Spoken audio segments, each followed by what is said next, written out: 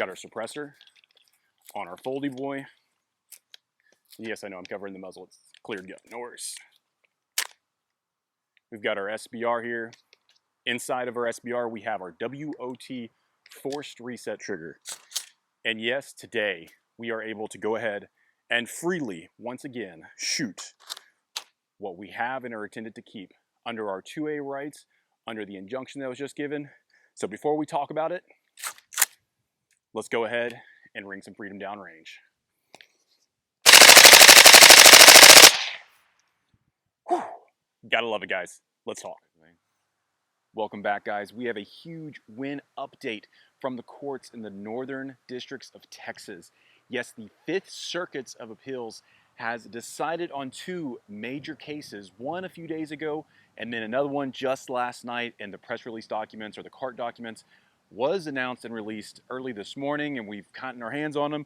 We're reading through them now, but it happened exactly as we had hoped for. So if you were following my previous video in discussions of becoming an NAGR supporter and member, which would guarantee that you have protection, or not guarantee, but it would give you the best possible chance of having protection from this overreach of the ATF when it comes to forced reset triggers like the Rare Breed 15, FRT-15, and the WOT triggers that were also sold for a short window by Rare Breed Triggers, you would have protection as of now if you live in the Fifth Circuit, which means if you live in Mississippi, Louisiana, or Texas, and you are a member of the NAGR, you have protection as of last night, aka and this morning, from any and all ramifications from the federal government that shows up to do a no-knock raid or a door-knock confiscation at your door for whatever it is that you may or may not have with the WOT, or, as we have here,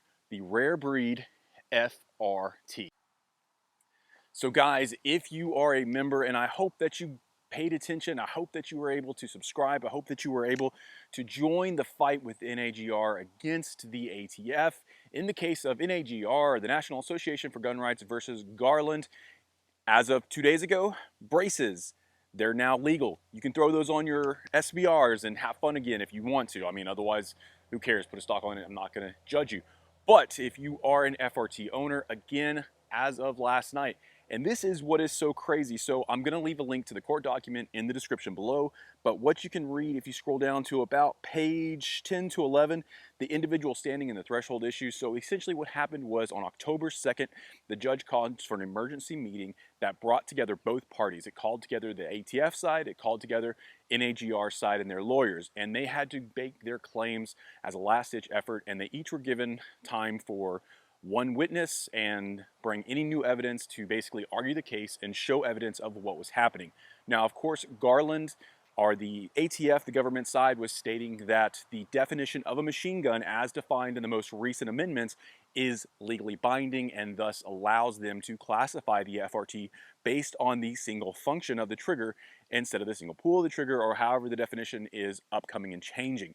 However, what we argued as the NAGR against Garland was to say that the new definition as it applies to the ruling of what a machine gun actually is was overturned in precedence when it comes to the case of the bump stock. And because they have this precedence with the bump stock ruling, the judge must find in the same favor in terms of FRT, because the definition that was presented to the case was that the bump stock was then overturned, which means if the ATF is making their argument that the FRT follows the same nomenclature of a machine gun based on the bump stock ruling, they've outed themselves that they must go ahead and overturn it, because the Fifth Courts have already decided that the bump stock was not a valid argument and that the amendment to the machine gun definition was not allowed by basically the Administrative Act. There was no due process on this. There was no ruling. The ATF is not a judicial branch that can go in there, or a legislative branch rather, and go in there and make new rules. They're an enforcing branch like the police. They are to go and enforce the rules. They are to offer some guidance if there's anything that's ambiguous and provide clarification. Now, the problem that they have here is that they have changed the verbiage to basically include a lot more things like this big scatter net approach. And if we look at the brace ban, what they were actually doing way early on with the whole SBR rulings, and back when the NFA was being drafted and they included the short barrel rifles to begin with, they were trying to go after pistols. They were trying to go after everything they could. And so they had to get a hold on that, and they had to get pulled back. And the Administrative Act prevents them from being able to just do whatever it is they want. So under all of this precedence, the judge then heard the cases, and basically the ATF said, look, no one's being harmed. We haven't filed any prosecution against any of the members. We haven't confiscated anything directly, like under force. It's never been force. Well, did you go to door knocks? Yes. Did you hand out letters? Yes. Did you threaten to say you might be in a felony? Well, that sounds like confiscation to me, because it's the alternative is, hey, we know you have this based on our records, and if you don't give it to us, we're going to take it from you. That's confiscation, guys. This is the whole point of why they want this gun registry, so they can go to door knocks and know exactly what you have. Pay attention to what's going on here. But more importantly, the judge saw through this and said, yes, we believe that there is immediate harm being done to the plaintiffs in this case. If you go down on page 10 and 11 of the document that I'm going to post below, you will see that they actually come out and they say, yes, irreparable harm is about to happen if we do not get this injunctive relief for our members in the case of the plaintiffs. What that means is that the judge was saying, ATF, you have overreached your bounds, you have threatened clients, you have confiscated indirectly, you are going after them. And they literally said in the court documents that the ATF is so hungry for confiscation of these FRT triggers that they will likely go out and prosecute individuals. And as a result, those individuals need protection, because the judge believes that in this instance, we will win the overall court case, meaning that injunctive relief was granted under this precedence, and an absolute landslide victory for us, for the 2A supporters out there, for our FRT community out there, for the WOT community, whoever you are. You know, you probably came in late to the game, that's fine. All right, guys, I had to come back out and add some more to get some additional information, and this was a long document. I briefly read through it, found all the high points, and made sure to get it to you guys, but there are some things that I needed to include in this video that I felt are super important for any decisions you may make for your own personal benefits. So if we scroll down to the very last page of the document, and I'm going to read it verbatim to you, so don't mind me, I'm just going to be looking at my phone here, but from page 42, it goes on to state that an injunction has to be basically very specific. They can't have any ambiguity of what is covered, what isn't covered, and what you're covered from. So if we go on to read page 42, top paragraph at the bottom, in keeping with these obligations, the court tailors the specific injunction with careful attention fully redress the violation established and to avoid upsetting the competing interest. Thus, the court enjoins defendants, aka the U.S. government, the ATF, all them, from the following action, this is important, pay attention, against the plaintiffs, their immediate families, the organizational plaintiffs, and their members. Mind you, this means that as long as you are a member of the NAGR prior to October 7th, you are included in this court document as it is written. And this is very important because not all injunctions cover its members, but this does. So, and their immediate families, the organizational plaintiffs and their members, and the downstream customers of any commercial member of the organizational plaintiff. So that's going to be a little bit ambiguous to me, because the downstream customers of any commercial member. Rare Breed is a commercial member. Does that cover all their customers if you're in the Fifth Circuit? We'll have to wait for a lawyer to actually examine that fully, but that could be beneficial to basically mean even if you aren't an NAGR member, you might be protected. So it's a real interesting read. It says what you're protected from. It's specifically, there's 8 items. Initiating or pursuing criminal prosecution for the possession of an FRT, initiating or pursuing civil proceedings for possessing, selling, or manufacturing of FRTs as machine guns. So yes, you could still get hit with a copyright lawsuit. Don't screw over Lawrence, but you're not going to be charged with possession of a machine gun, and you can sell them again. So what that means is basically like bump stocks. Bump stocks are currently available for sale in Texas, Louisiana, Mississippi.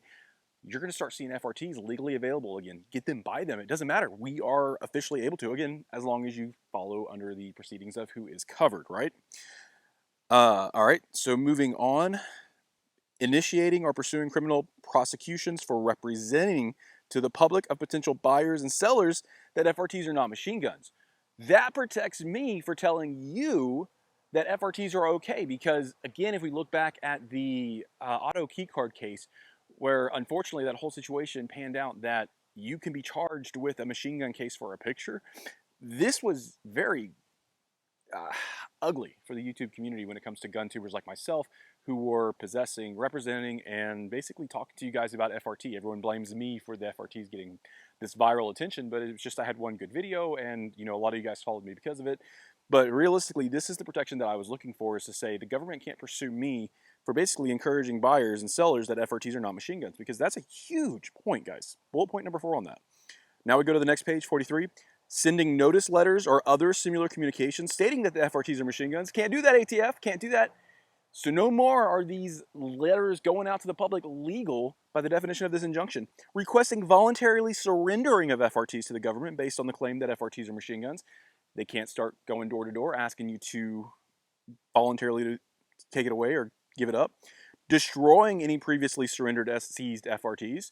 Big important, if you did get yours confiscated, not surrendered, make sure if you filed that evidentiary form that basically says this is that they are taking it as your property, but you are not surrendering it for them to destroy.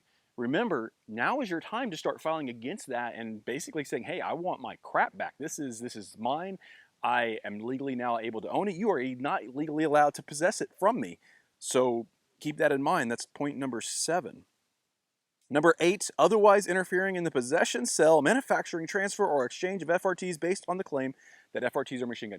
Basically, guys, the government can go after you for anything else in regards to it. Copyright infringement, if you go after Lawrence's design that he has the patent on, they can go after you for illegally selling, whatever, tax evasion. So there are some implications here, but they can't do any of that under the presumption that the FRT is a machine gun. And that is extremely critical to understand. So guys, again, this is located in page numbers 42 and 43 of the document. That is the most critical part. There's a fun little fact that the government kind of shot themselves in the foot for their entire case, essentially. So if we look into the documents a little bit further up, I believe it was page 40 and 41, it starts going into detail about how the government failed to provide any information that would show that they were going to have harm if this did not go through, that they did not show that there was a risk to the public safety. And then they took the government at their word of saying that they had no intention of prosecuting anyone for possession of an FRT. They were just simply going after the big companies that were distributing them. Well, what the judge said is, okay, well, since you basically said you're not going to prosecute them anyway, then you have no harm for us saying that you can't prosecute them by your own words. So, I love when the government screws up. I love when they hurt their own case, and this is fantastic, guys. So give the document a read if you got some time. It's going to take you a while to get through it, but I promise it's a worthwhile effort. Again, not a lawyer, not legal advice, but I felt like I needed to add this into the video, so let's get back to it. Guys, this is such a huge win. I expect an announcement from Lawrence DeMonico sometime today. I had to get out here early this morning to make sure we get this as soon as the press releases came through. I'm texting the president of NAGR this morning to see what his thoughts are, and he didn't even see the paper yet. Sorry, Dudley, don't mean to call you out like that. But he hadn't seen it yet, so I sent him the information. And guys, this is awesome and promising. So if you're in the 5th courts and you followed my video's advice and donated and became a member of the NAGR, you are now a member of the plaintiff party for the injunctive relief. So put your brace on, screw your SBRs, travel across state lines as long as you're within the 5th Circuit. And more importantly, put your FRTs back in and go have some fun. We're going to do some videos today on FRT because why not? We are now able to freely and without risk of prosecution from the federal government go back to doing our freedom of 2A and just show the world what is out there and how the government overreach is coming for it. This probably doesn't include what's out there at the moment if you consider what's called a super safety. We've got a video on that coming up pretty soon, so stay tuned. I don't know what the courts are going to do about that thing. It's a little bit wishy-washy.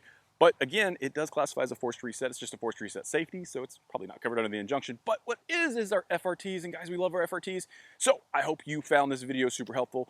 Again, all the court documents are going to be listed down below. Please read them so you have a full understanding for yourself. I am not a lawyer. This is not legal advice. This is just one excited 2A gun member that is trying to get the word out as soon as possible. Thanks for watching, guys.